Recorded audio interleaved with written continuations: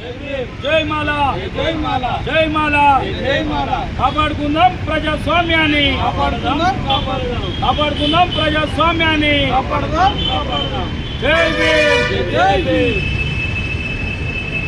ఈరోజు press meet పెట్టడానికి ముఖ్య ఉద్దేశం ఏంటి అంటే తెలంగాణ పట్టణానికి చెందినటువంటి మాల సామాజిక వర్గానికి చెందినటువంటి ఈ కమలాపురం గీతాంజలి గారిపై వాళ్ళ ఆమెను ఎదుర్కోలేక తన ముగ్గురు పిల్లలు ఉన్నటువంటి ఆమెను కక్ష తీర్చుకునే విధంగా కుమ్రవెల్లి పిఎస్లో పనిచేస్తున్న తన భర్తను సస్పెండ్ చేయడము ఇది ఎంతవరకు న్యాయమని నేను అడుగుతా ఉన్నాను.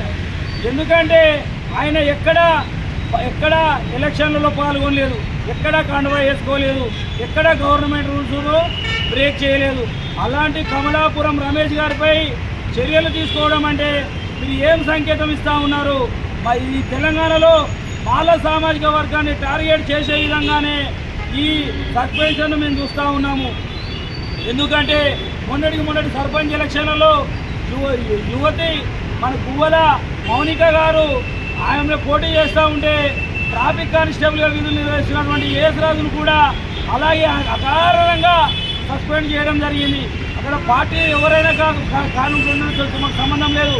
మా సామాజిక వర్గంపై దాడి అనే మేము చూస్తూ ఉన్నాము. ఈ దాడిని మేము 100% ఖండిస్తూ ఉన్నాము. పోలీస్ శాఖ వారైనా మరియు రాజకీయ పార్టీలైనా పునరాలోచించాలి. అయ్యా ఆమెను రాజకీయంగా ఎదుర్కోండి, ఆ యువతిని రాజకీయంగా ఎదుర్కోండి, కానీ ఇలా సస్పెండ్ చేసి వాళ్ళ ఆర్థికంగా వాళ్ళు ఉన్నటువంటి దాని మూల మీద దెబ్బ కొట్టాలంటే ఇది మీకు తగిన న్యాయం కాదు.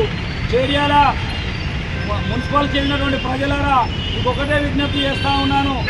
ఆ వార్డులో ఉన్నటువంటి ఎస్సీ ఎస్టీ బీసీ మైనార్టీ అగ్రకుల పేదలారా మీ తీర్పు ఈ గీతాంజలి గారిని గెలిపించే విధంగా ఉండాలి. ఉంటేనే ప్రజాస్వామ్యం బతుకుతుందని నేను మాలమానవ పక్షాన గట్టిగా తెలియజేస్తా ఉన్నాను. జై భీమ్.